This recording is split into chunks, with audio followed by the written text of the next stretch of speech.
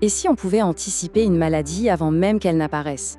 Ou, encore mieux, réparer notre corps pour qu'il retrouve son état d'origine?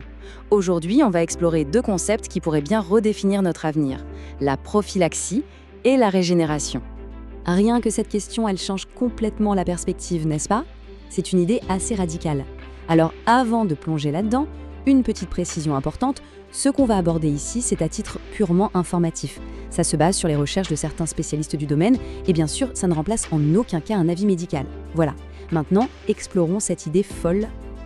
Le vrai problème de notre approche actuelle, au fond, c'est assez simple. On a tendance à attendre que l'alarme incendie, c'est-à-dire la maladie, se déclenche pour enfin réagir. Mais la fumée, elle, les tout premiers signes d'un déséquilibre, eh bien, elle était là bien avant. C'est précisément ici qu'intervient le premier pilier de cette nouvelle vision, la prophylaxie. C'est tout simplement la capacité à détecter cette fameuse fumée bien avant que l'incendie ne se déclare. On parle même de prophylaxie quantique. Alors qu'est-ce que ça veut dire, ce terme un peu complexe?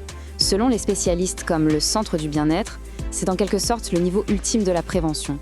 Imaginez un instant, on n'attend plus la fumée, on va jusqu'à détecter la chaleur avant même qu'il y ait de la fumée. L'idée, c'est d'intervenir sur une perturbation au niveau énergétique avant qu'elle n'ait le temps de laisser la moindre trace physique dans notre corps. Et attention, ce n'est pas juste une belle théorie. Des recherches russes ont mis en lumière quelque chose d'assez stupéfiant. Avec des approches préventives régulières, le nombre de pathologies pourrait être divisé par 4 et même jusqu'à 6. C'est juste énorme. Et ce n'est pas tout. Ces mêmes recherches suggèrent que cette approche, pratiquée seulement quelques fois par an, pourrait nous faire gagner entre 7 et 12 ans de vie, mais de vie en bonne santé. Parce que l'objectif, ce n'est pas seulement de vivre plus vieux, c'est surtout de vivre mieux et plus longtemps.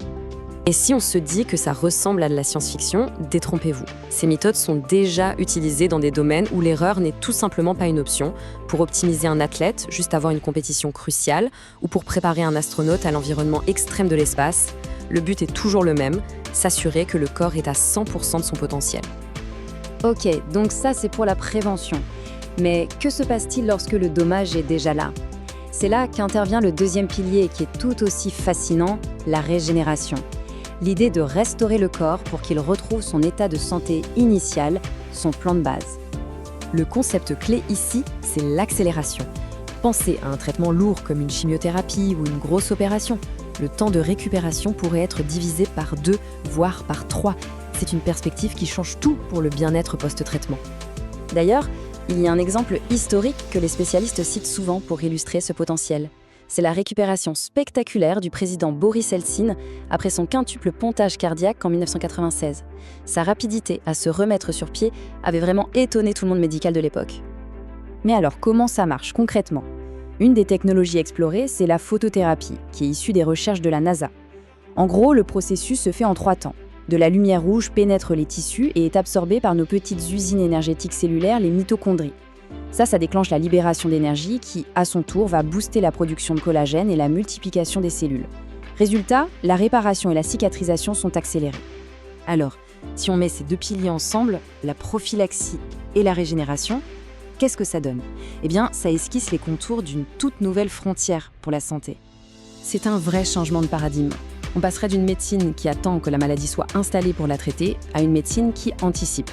D'une approche qui se contente de gérer les symptômes à une autre qui cherche à optimiser les capacités incroyables d'auto-guérison de notre propre corps.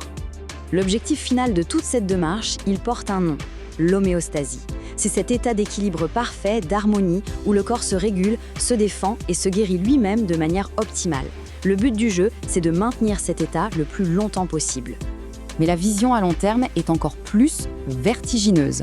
L'objectif ultime de la science régénérative, ce n'est pas juste de réparer plus vite, à terme, c'est de rendre des choses comme les greffes ou les transplantations obsolètes. L'idée, c'est de donner au corps les clés pour qu'il se reconstruise de lui-même. Et ça nous amène à une dernière question, une question un peu folle.